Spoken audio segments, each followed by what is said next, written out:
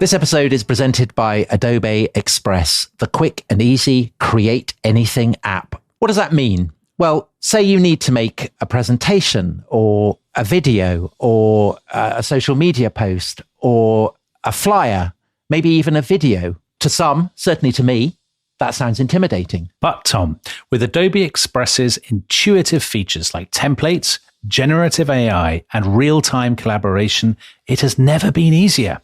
Adobe Express. Try it for free. Search Adobe Express in the App Store. This episode is brought to you by Indeed. Stop waiting around for the perfect candidate. Instead, use Indeed sponsored jobs to find the right people with the right skills fast. It's a simple way to make sure your listing is the first candidates see.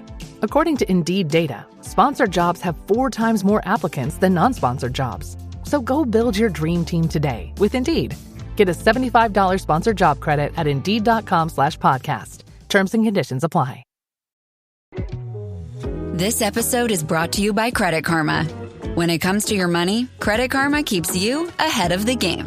You can count on Credit Karma to keep up with your financial needs as they evolve, helping you monitor your progress and giving you personalized recommendations so you can make strides towards your goals. Make sure you're on the right track, no matter where you are on your financial journey. Intuit Credit Karma. Karma you can count on. Download today.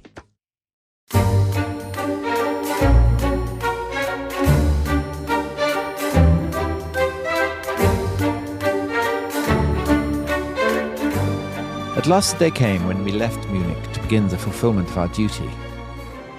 For the first time, I saw the Rhine as we rowed westward along its quiet waters to defend this, the German stream of streams from the greed of the old enemy. The old watch on the Rhine roared out of the endless transport train into the morning sky, and I felt as though my heart would burst. And then came a damp, cold night in Flanders, through which we marched in silence. And when the day began to emerge from the mists, suddenly an iron greeting came whizzing at us over our heads. But even before the little cloud had passed, from 200 throats the first hurrah rose to meet the messenger of death. Then a crackling and a roaring, a singing and a howling began, and with feverish eyes each one of us was drawn forward faster and faster, until suddenly past fields and hedges the fight began, the fight of man against man. And from the distance, the strains of a song reached our ears, coming closer and closer, leaping from company to company. And just as death plunged a busy hand into our ranks, the song reached us too, and we passed it along. Deutschland, Deutschland, über alles in der Welt. So I think a very moving passage there. A private in the 16th Bavarian Reserve Regiment, remembering his first brush with the enemy in the autumn of 1914, leaving the Rhine behind, coming up to the mud and the slaughter of Flanders. And anyone who finds themselves at this point brushing away a tear from the eye may be stunned to realize that they've been listening to literally the worst man in history, because that comes from Mein Kampf by a certain A. Hitler. Dominic, the Hitler here is, he's relatively speaking behaving himself, isn't he? He's actually articulating there the experiences and the feelings of a lot of Germans, and not in a necessarily sinister way. No, you're absolutely right, Tom. He's a young man who is enthused with the camaraderie and the patriotic commitment that so many Germans took into the First World War. And the story he tells there, which is young men advancing into enemy fire, their first time, they're singing the Deutschlandlied, the song of the Germans. That story became, at this point, a central element of German patriotic mythology. So the people who first read Mein Kampf in the middle of the 1920s, they were already very familiar with this story. And the idea became wrapped up with something called the Kindermord, the Massacre of the Innocents, the idea that there's a generation of young men who, at this particular moment in the autumn of 1914, at Ypres, They walked into battle singing their patriotic hymns. And in some versions of the story, the hymn carries them to victory. In other versions, they are cut down as they walk by British machine gun fire. They are sacrificing everything for their beloved fatherland. And they're almost walking willingly with a song on their lips, with their patriotic spirit in their hearts, with a kind of Viking spirit almost. We've done so many stories on this show about the Vikings kind of going into battle, singing. So at the time, it was a very compelling and seductive idea. Tom, are you seduced by it? Well, I mean, I think of the parallels with the British who were facing the Germans in this stretch of Flanders, but they have very similar stories, don't they? The idea of doomed youth, sacrifice, all of that, framed in different ways. A Long Way to Tipperary, a song that took off in the final months of 1914. Now, it's all the more powerful, I think, this story, because it's set against the backdrop of one of the most compelling battles of the war, which is the First Battle of Ypres, a story full of the most extraordinary feats of kind of courage and sacrifice. And we'll be covering some of those today. So we'll come back to the singing a little bit later. But first of all, let's remind ourselves where we got to. The Germans were pushed back from Paris in the Battle of the Marne at the beginning of September. Their commander, Helmut von Moltke, had a breakdown and was replaced by the acerbic, chilly Prussian War Minister, Erich von Falkenhayn. The Germans have fallen back behind the River Aisne. They have started to dig in to carve out the first trench networks. And then there has been the so-called race to the sea, both sides rushing northwards to try to get into the last open bit of territory between the trenches and the English Channel. And the goal is break through this stretch of territory before your enemy can dig in, because then you can outflank him and strike down into his rear. And by the middle of October, this race has really narrowed to a small expanse of the front, the 20 miles that stretch south from the Channel. And there are lots of other battles. So there's a thing called the Battle of Ypres, where the Belgians really distinguished themselves.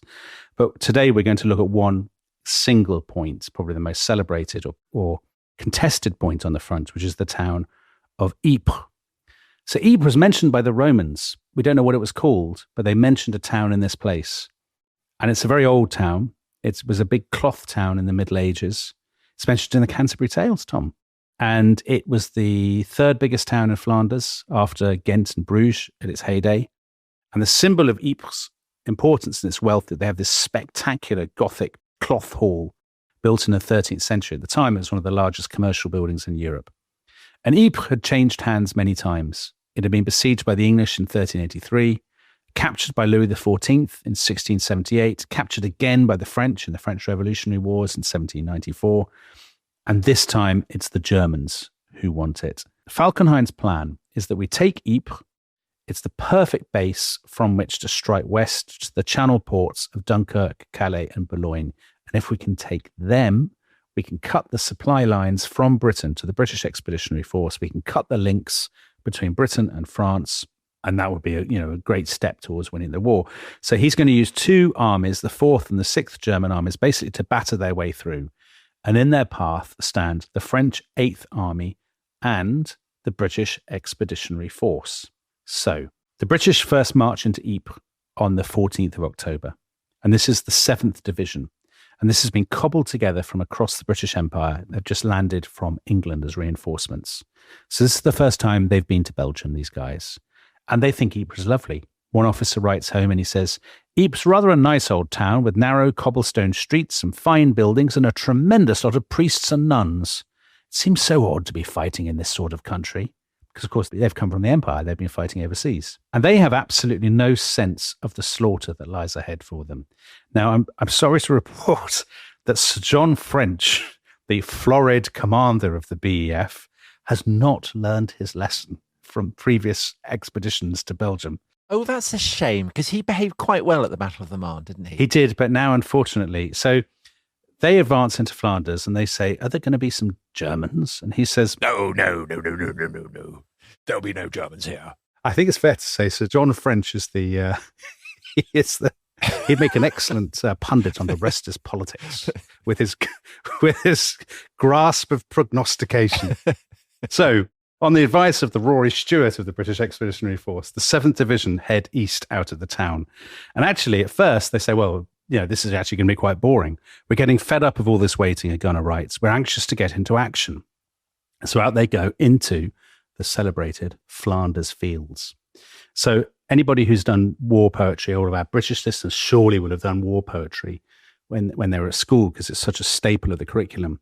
It's all kind of a great moonscape of craters. It's kind of Tolkien's Mordor or something. But actually, it's not like that at the time at all. Are there lots of poppies? There are poppies. There's loads of poppies. But at this point, they're not identified with the war, of course. So there's an Australian writer called Paul Hamm who wrote a brilliant book about 1914. And he describes it very nicely. He says, "A bleak, rain-drenched land of gentle hills and ridges, fields of tobacco and beetroot, interspersed with hedgerows and barns, spreading into dreary plains seasonally strewn with poppies." They go out into this farmland for about 5 or 6 miles. On Sunday the 18th, they have their first skirmishes with German patrols, but they still don't really know what lies ahead. And Sir John French says, just keep going. The next village is called Passchendaele. I'm sure that's an absolutely delightful place. Definitely never be a battle there. Exactly. He says, the Hun is running out of men. There'll be nobody there. And look at all those poppies. We'll never need to use them as a symbol for the futility of war. So John French, with his unerring ability to completely mispredict what's happening. The Germans are actually advancing with 14 infantry divisions. Of course they are. The British and French have only 7. The Germans are much fresher. They're fresh troops. They have twice as many guns. And they've got 10 times as much heavy artillery. So textbook Sir John French advice there. On the 19th of October, the Royal Flying Corps head east over the fields and they come back with bombshell news. They say there are actually loads of Germans and they're only hours away. So the British fall back a little bit. Okay, so this time John French does actually believe what he's being told. Because previously at Mons, the Air Force had been up and come back. And he said, oh, nonsense. So to that extent, he is learning. I wonder if there's an element, though, of people no longer listening to Sir John French. I mean, certainly I would, if I was one of his officers, I would be sceptical if he advised me of anything. Anyway, the British fall back and they establish themselves on a ridge just east of Ypres. And this is the genesis of something that, you know, if you read books about the First World War, it's always there. It's called the Ypres salient. So a salient is basically just a bulge in your line, sort of bulging outwards. Sticks out. It's good news because you can sort of maybe penetrate into the enemy lines. It's also bad news because it means they could surround you on 3 sides and kind of pour fire into you. This salient is going to play a massive part in the British wartime experience. So the next 4 years, the British are going to expend 200,000 lives to defend this relatively small patch of land. On the 20th of October, the Germans launched their assault, these great grey columns advancing relentlessly towards the salient. The Germans attack very bravely. Actually, these guys are new. They are barely trained reservists. Is Hitler in their ranks? He's not at this point. No, I don't think. He's waiting in reserve. He's waiting in the reserve. But there are very heavy casualties, but the Germans don't break through. Now, meanwhile, the British have been told, dig in, hold the line. None of them have really proper spades. Some of them have kind of trowels and stuff, but a lot of them are actually digging into the clay of the fields. So these aren't chalk, they're clay. They're digging with their bare hands. And these are the origins of the Ypres trenches. The next day, which is the 21st, loads of reinforcements start to arrive, wave upon wave of Germans, but also the first British troops who've come from the Battle of the Aisne, further to the sort of southwest. And now the struggle for Ypres really begins in earnest. So for the next 3 weeks, the story is basically the British defending this salient. These are sort of Flemish villages, Zandvoorde, Zonnebeke, Langemark, places that if you've ever been to the Western Front, you'll probably recognize. And the Germans just battering away mercilessly, trying to kind of break through. It's very confused, bloody hand-to-hand fighting. There's shells raining down. There's machine guns blasting away all the time. The Germans, time after time, come really close to breaking through, but always somehow the British are able to push them back. Dominic, it's the crump of guns. I think there is it a crump or is it a dull thud? I think it's a crump because I think you're obliged by law when describing the Western Front to use the word crump. It's very much kind of Wilfred Owen kind of territory. Now, all the time, the bodies are piling up, especially, I have to say, the Germans. So the Germans officers are hurling them forward in these kind of incredibly brave suicidal assaults. And actually, for the British, we always think of the British, the victims in all this. But the British, they say it's like being in a shooting gallery. Well, surely like a pheasant shoot of the kind that Franz Ferdinand and the Kaiser and George V and everybody enjoyed. Well, remember, because Franz Ferdinand was unfortunately killed, they missed out on that brilliant weekend that they were going to have together. But for British sportsmen, this is, I mean, you know, shoot a German rather than a pheasant. It must be the attitude. Well, since you do the voice of a well-educated British sportsman so well, Tom, perhaps you'd like to read to everybody what Captain Henry Dillon wrote to his parents. I mean, imagine writing this to your parents about a German night attack on the 24th of October. The great grey mass of humanity was charging straight onto us, not 50 yards off. As I fired my rifle, the rest all went off almost simultaneously. I have never shot so much in such a short time. My right hand is one huge bruise from banging the bolt up and down. The firing died down, and out of the darkness a great moan came. People with their arms and legs off trying to crawl away, others who could not move gasping out their last moments with the cold night wind biting into their broken bodies, and the lurid red glare of a farmhouse showing up clumps of grey devils killed by the men on my left further down. A weird, awful scene. So, a hideous shooting party. A hideous shooting party, and weirdly that he would write to his parents about it. Anyway. Different times. Now, for the Germans, it's an indescribable horror. So Max Hastings quotes this bloke from Württemberg called Paul Hubb. He's been fighting for a village called Geluvelt, which we'll come back to. And he writes to his wife, and he says, "My dear Maria, I've lived through such horror recently, no words can describe it. Every day the fighting gets fiercer and there's still no end in sight. Our blood is flowing in torrents. All around me, the most gruesome devastation. I didn't think war would be like this." And there must be a lot of people who are thinking that by this point. Oh, yeah. Yeah, loads. I mean, basically everybody at this point says, this is definitely not what we signed up for. This is a new kind of warfare. Machine guns, shells, mud, rain, barbed wire. This is not the sort of romantic adventure that I had dreamed of as a boy or anything like that. On the 30th of October, the German offensive reaches a crescendo. Falkenhayn has now brought in a new army group, new troops, hundreds of heavy guns and howitzers. The Germans now have a 2-1 advantage. The classic sort of Western Front scene. The bombardment starts at dawn, an absolute kind of storm of shell fire. Then at 6:30, the German infantry go in. Slowly but surely, it seems like they're going to break through. They take the chateau at Zandvoorde. They drive back the household cavalry. But, as always, this is the absolute story of the Western Front. Halfway through the day, it looks like they're going to win, and then their offensive falters, they run out of steam, and somehow the British are able to hold out and push them back. And that night, the German commanders are told, well, you just do the same again the next day. Do it again tomorrow. And one of them says to his colonel, he says, "Excuse me, Herr Oberst, the word battalion has been mentioned. We in the center no longer have a battalion. The men have been in battle for 48 hours, and they have had no sleep for 3 nights. In other words, we're falling apart." And the colonel goes ballistic and he says, "Do you say impossible? There is no such thing as impossible. We're all soldiers. We must accept the risk of death." And so it is on the 31st of October. It starts all over again. And the military historian J.P. Harris says this is one of the most critical days fighting, not merely of 1914, but of the entire war. Because the British at this point are really on their last legs. A decade or so later, the official historian of the British Expeditionary Force famously said they were a thin line of tired, haggard and unshaven men, unwashed, plastered with mud, many in little more than rags, all that stood between the British Empire and ruin. So again, another relentless barrage. And then in come all these waves of the kind of grey German uniforms. And this time, the epicenter of it is this village called Geluvelt.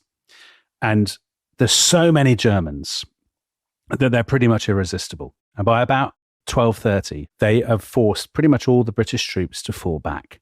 There's just one unit left, and that's the 1st South Wales Borderers, who are defending the chateau at Geluvelt under overwhelming fire. And their colonel, who's called Henry Burley Leach, he sent a message and he says, "I desperately need help because Geluvelt is lost." Now, at this point, this is probably as close as the British ever came on the Western Front to complete panic and disintegration. Later on, years after the war, the Corps commander, who was called Douglas Haig, he later told George V, he said, "I remember the crowds of fugitives who came back down the Menin Road, having thrown away everything they could, including their rifles and packs, in order to escape, with a look of absolute terror on their faces, such as I have never before seen on any human being's face." So it looks like the British are going to collapse. And the Corps goes out. We need reinforcements desperately. And there's only one unit held in reserve that can get there. And they are the 2nd Worcesters. And the Worcesters are kind of your classic old-fashioned county regiment, you know, sort of men with moustaches, all this. There are fewer than 400 of them. They'd fought very bravely a few days earlier, so they've been told they're going to be resting. They're not being put into the line. As one of them later said, they're dog-tired, cold, wet, plastered with mud. They haven't washed or shaved for days. And at 1 o'clock, they're told, actually, you know what, you're not resting, we need you. They're brought forward to the front line. They're given some rum and some stew, and they're told, you have to fight to the chateau.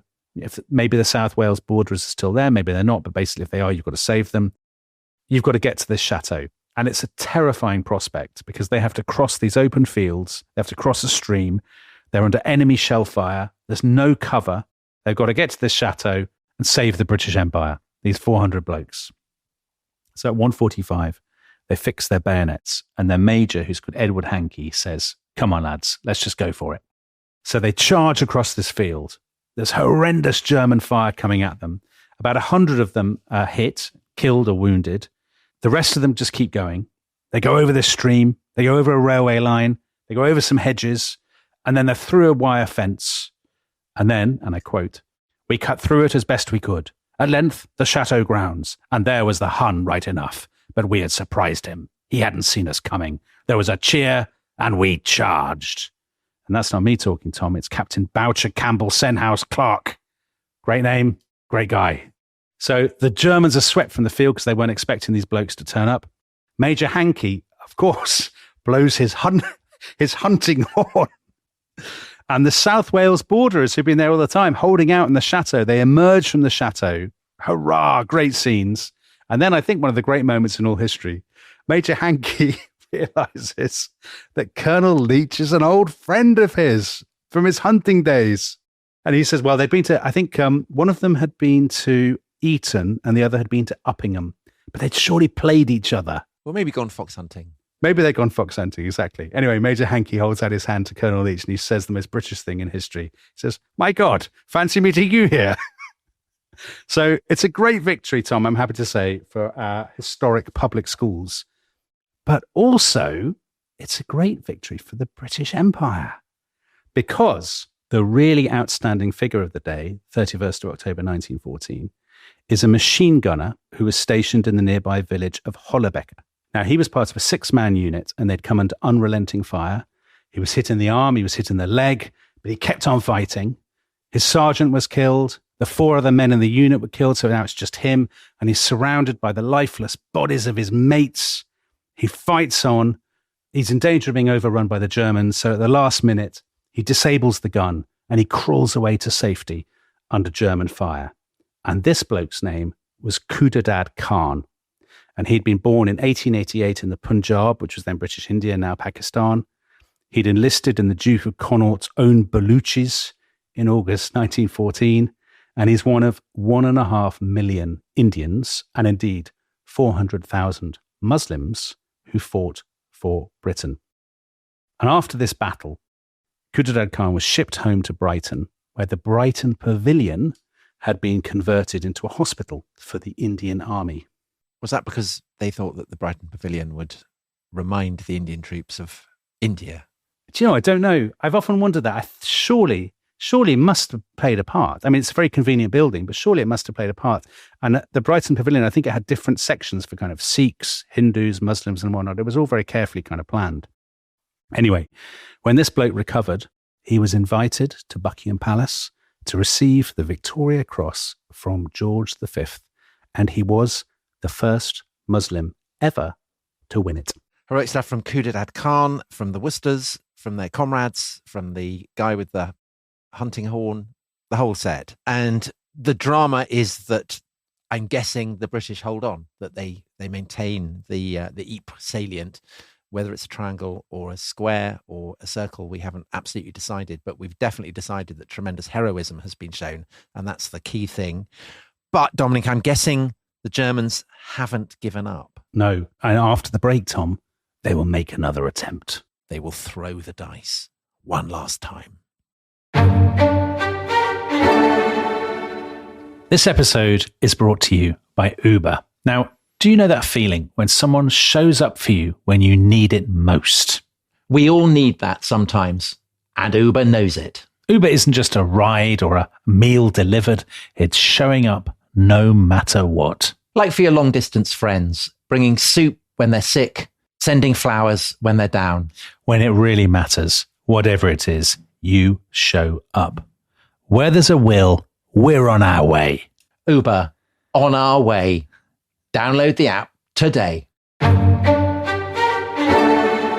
This episode is brought to you by the Folio Society. Now, Thomas, you know, in the Middle Ages, it could take you years if you were a monk to create a manuscript. You'd have to copy it out word by word. And then after all that, the margins would be ready and you'd put all kind of decorative elements and all kinds of gilt and stuff in the margins and it would look fantastic. So it might take often years to finish, but the finished product would then last for centuries. And that is pretty much what the Folio Society does today, only, of course, with slightly less parchment and fewer quills. Yes, the Folio Society takes some of the greatest works ever written, things like George Orwell's 1984 or the quests in J.R.R. Tolkien or Frank Herbert's Dune, and their team of editors and designers and artisans, they craft books that are so beautiful, they're like works of art in their own right. So each one is carefully designed with slipcases, award-winning illustrations, and covers that honour the stories inside. It doesn't just protect them. So if, like me and like Tom, you think that a book should look as good as it reads, then the Folio Society very much speaks your language. Explore the world's most loved stories in the most beautiful form, only at foliosociety.com. That is foliosociety.com. This episode is brought to you by Rocket Money. Tom, we often talk about how to organise our finances. I'm very conscious that I'm paying for a lot of mad subscriptions. And there's one thing that we've talked about often on this show. It's the thing that we probably hate more than any other, and it's a hidden fee. I would love to get my finances under control. There are all these things piling up on our bank statements, and I think I need to fix this problem. I need to sort this out and to stop this. I mean, my finances are so chaotic that I need this app. So I'll tell you what it is. It's called Rocket Money. It's a personal finance app that helps find and cancel your unwanted subscriptions. It monitors your spending and it helps to lower your bills so that you can grow your savings. With Rocket Money, you can track all of your subscriptions and you can easily cancel within the app with just a few taps, saving you time, avoiding charges. And you can also set budgets and goals and get personalized insights and regular reports to track how you're doing. They will even send you real-time alerts for large transactions, upcoming bills, refunds, and even low balances. So let Rocket Money help you reach your financial goals faster. Join at rocketmoney.com/ishistory. That's rocketmoney.com/ishistory. rocketmoney.com/ishistory.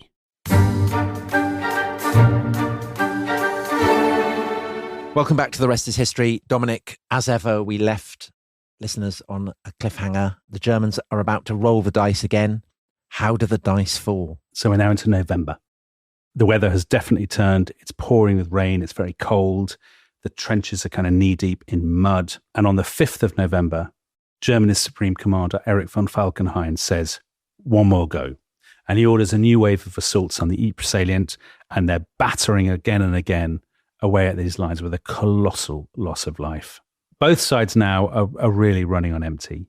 The frontline officers are begging all the time, my men need to rest. You know, there's a real weariness to it. And a sense of, if there was any last vestige of romance about this, it has long since disappeared. So Max Hastings tells the story of the German 143rd Infantry. They went down the Menin Road, this sort of crucial road, with their regimental band playing Deutschland über alles, the song that we began with. And British fire ripped into them. Lots of the musicians were killed and they were forced backwards. And when they got back, the band were all ordered, hand over your instruments. You won't be using those again. And they were told, your days of, blowing trumpets are over. You have to retrain as stretcher bearers. And as Max Hastings says, it feels like a very symbolic moment, kind of handing over your trumpet and being given a stretcher. There are a couple more days of punishing assaults on the 10th and the 11th. Falkenhayn's last attempt, really. A massive artillery bombardment. Yet again, he throws thousands of men down this Menin Road. A couple of places the Germans briefly break through, but the British are able to sort of plug the gaps. Again, there are countless kind of really haunting stories. So One of them is, there's a guy called William Holbrook, who's a corporal in the Royal Fusiliers, and his platoon were pinned down in no man's land. And at one point he said, a German officer crawled out of the bushes and said in perfect English, "I am wounded." And the Fusiliers lieutenant shouted, great banter, he shouted, "You shouldn't make these bloody attacks, then you wouldn't get wounded." And everybody laughs, and then a bullet smacks into the lieutenant's head and blows it off. So they're not laughing now. And later, Holbrook crawls into a crater, a shell crater, for cover. And in it, he finds a wounded German soldier who begs him for water in German. Holbrook gives him some water. The bloke drinks this water, and it just pours out of a hole in his side. And the German holds up 3 fingers, and he says to Holbrook, "Kleine Kinder," meaning I've got 3 small children. And then Holbrook just sits with him until this bloke dies. And then when darkness falls, he crawls back to the British lines. And there are loads of stories like this. Anyway, this day ends like all the others. The Germans almost break through, but they haven't quite. And by now, both sides have run out of shells and the men just can't go on. And the weather is now so awful, howling winds, blizzards of snow, that mass assaults are just completely unrealistic. And the fighting sort of drags on in a very desultory way until about the 25th of November, when Falkenhayn he issues an order to all German forces in the West. Okay, we're done for the year. Hold your ground, dig in, and we'll wait until the thaw comes in the new year. By this point, have both the Germans and the French and the British dug trenches all the way to the coast? Yes, the trench lines now are complete. So they run from the coast effectively all the way down to the Swiss border. I know you, of course, Tom, would go through Switzerland. Yes, the unimaginative German high command have failed to seize that opportunity. They have failed to seize it. So Ypres has been a victory for the Allies, no question. They've kept Ypres, although it's been completely reduced to rubble, the cloth hall in ruins, whatever. They've kept the Channel ports. They've kept this salient to the east, although this is now means it's going to come for the next 4 years under unrelenting fire from the German guns. And presumably already by this point it's just mud. Yeah, exactly. Been churned up into nothing. But the cost is enormous. So out of 160,000 men that the British had, they've lost about 60,000 killed, wounded and missing. So that's a casualty rate of more than 30%. Unsustainable in the long run. The Belgians have lost a third of their army. The French at Ypres alone have lost 50,000 men. And the German losses at Ypres, they lost 140,000 men at Ypres. Most of them wounded or missing, but 25,000. And that's because they're the ones doing the attacking. They're the ones doing the attacking. The attacking is what gets you. And this is obviously just a fraction of the total death toll. So to give you a sense, the British in 4 months, and don't forget the British are by far the smallest army, they have lost 90,000 men killed, wounded and captured. So many officers. It's often, this thing about lions led by donkeys. It's actually the officers who take most of the casualties because they're leading from the front. So many officers from aristocratic families have died. 47 people have died who were heirs to aristocratic titles. That John Buchan said that reading the casualty lists in the Times was like scanning the death roll after Agincourt or Flodden. In other words, the flower of the nobility is being destroyed. And in fact, the BEF generally, the old BEF that had sailed to France and that, they'd been kind of joshing with people at railway stations and accepting gifts of flowers, that's pretty much been destroyed. Huge numbers of those men have been killed or wounded. And so at home, Kitchener, the war minister, is now raising what becomes imaginatively to be called the new army. But not the new model army. Not the new model army. That would have been a great name. And so this is when his recruiting poster starts to go up. Exactly. So there's a huge recruitment drive now. But of course, that's Britain. But for the French and the Germans, the casualties are far higher. Each of those combatants has lost about 500,000 men killed, wounded or captured. And for the Germans, who were particularly keen to get this done and dusted quickly because they're so anxious about the Allied manpower advantage, obviously the Russians, this is particularly worrying. And so this, I think, starts to explain the story we began with. The young men singing as they go into battle. This idea of the Kindermord, the death of the children. So in Britain, it's usually translated as the Massacre of the Innocents. Tom, you'll know all about this. This is your bailiwick, biblical massacres. Yes, the children being massacred on the orders of Herod, which we talked about in our episode on the origins of the blood libel. Exactly. So I guess you could call this a meme. a cultural artifact that goes through loads of different variations as it spreads. And it spreads in the last days of the Battle of Ypres, and then it gathers momentum. And by the time Hitler borrowed it, so he's writing Mein Kampf in 1924, at that point, he's basically ripping it off because it was familiar to every thinking German. It's become a hallowed part of their national wartime mythology. And so what's the thinking? Is Hitler making... I mean, is Hitler's reminiscences authentic, or is he moulding them to suit the form of the myth, or what's going on? I think there probably is an element of authenticity in them, actually. I think he's undoubtedly moulding them, as people do. But as we will see, a lot of German historians now hate this story, and they say this story is pure, it's sinister propaganda. But as we will see, there is a definite element of truth to it.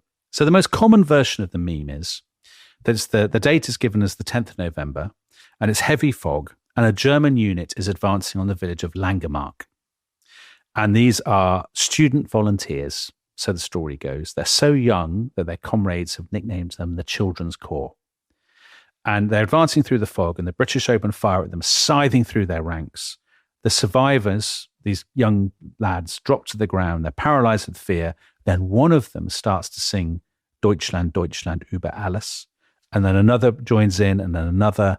And then as one, they get up and they start to run at the enemy trenches, ignoring the enemy fire. A lot of them lost their helmets, but they don't care. They just keep going.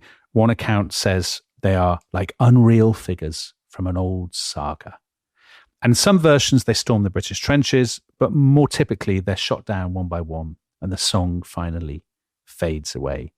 And so you can sort of see why, a nation raised on Richard Wagner and inspiring stories of Teutonic Knights are going to love this story. I mean, what's interesting about it, it prefigures what in Britain is probably the most famous myth that arises from the First World War, the lot, which is the Christmas truce. And again, there is that idea of a lone voice starting to sing a song, then other voices picking up, and then this is a story of peace rather than of war. But again, there is the thing that at the end, the singing fades away and the guns start firing again. And it has the same kind of rhythm, doesn't it? That hadn't occurred to me, actually, but I think that's a really good point. So it's very tempting to say, well, this is obviously made up. It's obviously pure propaganda. But actually, there's a guy called Robert Cowley who's done brilliant detective work on this. And I commend his article in the Military History Quarterly. So in this article, he traces this story to a German army bulletin, which was printed the next day, the 11th of November, and ended up on loads of newspaper front pages. And the newspaper story said, west of Langemark, youthful regiments stormed the first lines of the enemy trenches and took them, singing Deutschland, Deutschland über alles. Now, actually, as he points out, we know this didn't happen. No volunteer units captured Allied trenches at Langemark that day. So that's why a lot of German historians now, and you can completely see why, they dismiss this whole story and they say this is a nationalistic fantasy, it's a prefiguring of Nazism, blah, blah, blah, blah. But actually, Cowley says, you know what? There are loads of Allied accounts of Germans singing as they go into battle. There's one at Sonnebecker on the 21st of October. A British soldier says Germans came at us singing, waving their rifles. We shot them down, but they were incredibly brave. The next day, 22nd of October, the Gloucestershires, they fought a German volunteer unit. They advanced with the utmost determination, singing patriotic songs and suffered appalling casualties. And there are two accounts by a French colonel called Henri Collin near a place called Bixschooter. He says, first of all, a load of Germans advanced singing, and we drove them off. They left a great number of corpses. And then on the 16th of October, and I quote, the young German recruits advanced shoulder to shoulder in a column 4 men abreast and singing Deutschland über alles. It was crazy. The human cost meant nothing to them. So the Allies aren't going to be making this stuff up. And Robert Cowley says, what's going on here? He says, these are not blokes who are singing because they're suffused with a kind of Viking spirit to give their lives for their country. Actually, what's happened is these are volunteers who Falkenhayn has thrown into the meat grinder. They have been very hastily trained, then rushed to the front. They are not really ready for what's coming at them. They're overwhelmed by the horror of it. They're probably singing for two reasons. One, to keep panic at bay, to kind of desperately try to keep their spirits up. And number two, because the weather has changed, it's become very rainy and very foggy. And they're singing, as a lot of units did of all sides, to identify themselves to other units so they're not shot by friendly fire. So in other words, this is not really a story about great melodramatic patriotic enthusiasm. It's a one that expresses the terror and confusion of young men at the front. Now, the other thing Robert Cowley says is, first of all, it's probable a lot of them are not singing Deutschland über alles. They're probably singing the song that Hitler mentions at the beginning of that passage, which is Die Wacht am Rhein, the Watch on the Rhine. That was the most popular German marching song. And the other thing, they're not children. They're not even students. Only 1 in 5 of these volunteers were students. They're actually just ordinary Germans. We'll come back to why they start to be referred to as students. Finally, it doesn't happen at Langemark. Why does the story end up being located here and here? Cowley has this brilliant explanation, which is just so simple. He says, in German, to a German ear, most of these other villages have very unglamorous names. So Big Shooter doesn't sound like a place for a kind of Wagnerian self-immolation. But Langemark does. He quotes a former volunteer who was writing in 1933 who said of Langemark, the name sounds like a heroic legend. So in other words, the story was placed here because it sounded really good. So how does the story come to play such a massive part in German propaganda? Obviously, the colossal loss of life is an important bit of the context, but there are two things about Ypres in particular. Number one, more than any other battle in 1914, this feels like a total waste of lives because Falkenhayn has thrown thousands of men basically into the inferno and they haven't broken through. And this will become the prototype for the First World War battle that endures to this day, this image of mass slaughter that serves no purpose at all. Exactly, because if you think about all the battles we talked about so far, Mons or the Battle of the Frontiers or, Le Cateau or especially the Marne, people are moving quite a lot. The front line is ebbing and flowing, right, quite quickly. But here, the front line is stuck and people are sort of charging and they're being shot down. And then the next day they're trying again. And this is going to be the theme, isn't it, till 1918? But for the British, they have not yet picked up on this theme because presumably for them, Ypres is a Thermopylae that holds. Yeah, it's defensive. It's a defensive battle in which the defenders are massively outnumbered, and yet the overwhelming force of the attackers can't break through.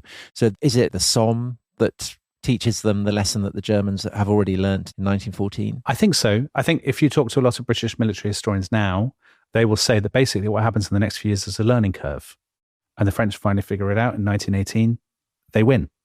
But it takes a long time to get to that point. Going back to Ypres, the impact of that slaughter falls disproportionately on the Germans and on their reserve divisions of their young volunteers, divisions which actually end up losing about half their men. So as these stories go back to Germany, the newspapers in Germany are craving a bit of good news, a story that gives their sacrifice a deeper meaning. So a story that will both inspire the men who are still in the trenches, but it will also reassure people back home. And so that is why this idea of the sacrifice at Langemark has such traction. On the first anniversary of when this is supposed to have happened, which is the 10th of November, so 1915, all the German papers celebrated the day of Langemark, and they said it should become a national day of remembrance. Of course, the irony is that it's the next day, the 11th, that in the long run becomes the day of remembrance across Europe. And once Germany loses the war in 1918, the idea of the Kindermord becomes incredibly powerful because it fits perfectly with the stab in the back legend. So it's our brave boys went singing into battle, but in the long run they were betrayed by communists and Jews and social democrats and, civilian politicians and so on. So in this idea of it as a massacre of the innocents, it's not so much the British who are playing the part of Herod in this narrative. It's the evil, I suppose, the Jews most obviously, because Herod was Jewish, but the guys back home who are profiteering. Yeah, I think so in the long run, certainly by the 1920s, when this story is being told, it's not an Anglophobic story. In other words, the British are just doing their job, firing their machine guns. But the real villains are the people who betrayed these young men. I think that's absolutely part of it. So in the 1920s, it's very popular with veterans groups, like the Steel Helmets, nationalistic veterans groups, but also student groups, who, as we know, are also very nationalistic in the 1920s and 30s. And it's given extra oomph by two things.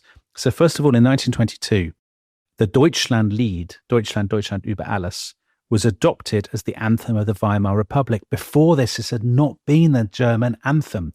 The German anthem was something called Heil dir im Siegerkranz, Hail to thee with the victor's crown. It was a kind of imperial anthem. And then in 1932, a huge German cemetery with more than 44,000 bodies was dedicated at Langemarck. 1932, of course, we know what's going to happen the following year, the advent of the Third Reich. And for Hitler and the Nazis, this story, it just seemed brilliant. It ticked every box for them. Youth, patriotism, struggle, sacrifice. And the point about the student element is that students are such an important part of Hitler's coalition. Students love the Nazis. They can't wait to do a book burning. So when the Nazis get in, this story, this one moment becomes, dare I say, a sacral date. I think you absolutely can, yeah, in the Nazi religion. And I suppose also the fact that Hitler had been a participant in the first Battle of Ypres. I mean, it sanctifies him with the memory of these soldiers who had died. I mean, who can say whether Hitler was ever in an offensive where people sang songs? Well, I mean, it's perfectly plausible that he could have been. And I mean, there is a degree of cynicism to this, but I think if you had asked him, if you had been having tea with a Fuhrer like your mate, what's her name, Unity Mitford, then he would have said that it did happen, and he would probably have believed that it happened, even if it didn't. You know, he'd have convinced himself that he was part of it. It would be part of his personal mythology of his involvement in the First World War, which plays such a huge part in his psychology. Anyway, from 1933, this was the day in which students were traditionally inducted into the Nazi Party, the 10th of November, and every member of the Hitler Youth had to pay a levy called the Langemarck Pfennig, the Langemarck penny. Robert Cowley, in his article, quotes a Nazi propagandist: National Socialism and Langemarck are one and the same. So, to go back to 1914, when people find out you're a historian and the subject of the First World War comes up, people often ask this question: why did they carry on? Why, at the end of 1914, didn't they just all stop and agree to go home? And I think this story actually, in some ways, helps to answer that.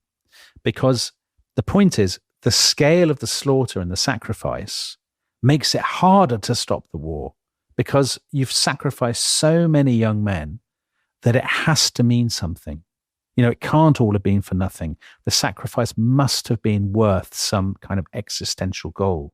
The other thing I think about this question is that it's actually based on a false premise, which is that when people ask, why on earth did they keep going? The implication is, didn't they realize at this point that it was all for nothing? That it was all futile? You know, I think you used the word futile earlier, didn't you, when you were saying about the perception of futile attacks and a futile war and stuff. But the French and the Germans, who are the two most heavily committed countries, they don't think it's futile at all. So if you're French, right, at this point, end of 1914, you haven't got Alsace and Lorraine back. And what's worse, the Germans have taken another 10th of your territory.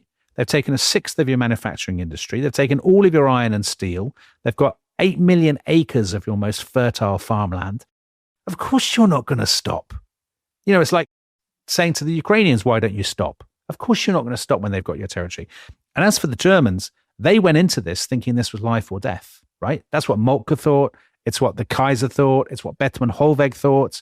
And so they still think that. Of course they still think it. A lot of people have died. They've got the French and the Russians in arms on both sides of them. They think, well, of course we're not going to just go home. Because actually, you know, Tom, we know what happens when they lost. Yeah, it wasn't good. Yeah. So they're thinking, of course we've got to keep going and try to win somehow. But of course, what they all know now is that this is going to be very long and very brutal. So you mentioned this already. In the American football, so our American listeners will enjoy this, they have a saying that defense wins championships. And this is true of the First World War as much as it is of their ludicrous game.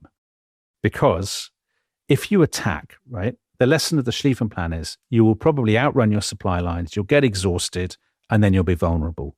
And actually, even on a small scale, if you attack, you'll probably end up stuck on some barbed wire being riddled with machine gun bullets while a shell lands on your head.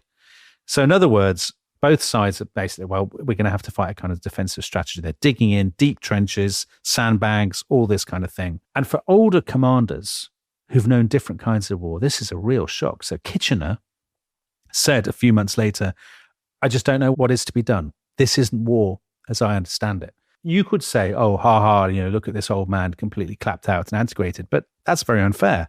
He was born in 1850. He'd fought in Egypt and in the Sudan. He'd won the Battle of Omdurman, hadn't he? He had. How could he possibly know? How could you possibly work out, with that experience, how you're going to win a war like this, which is unprecedented?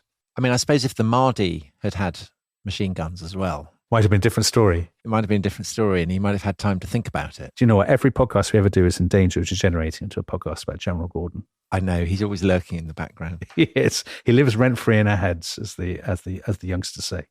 Right. So we started with the Germans. Let's end with them. Now, you might expect them to be completely despondent because they've been told all this time that the Schlieffen-Moltke plan is the only way they're going to win.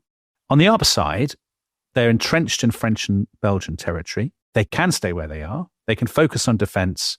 And their hope, obviously, is that the Entente, that the Allies, will wear themselves out in attacking them and eventually will come to the negotiating table.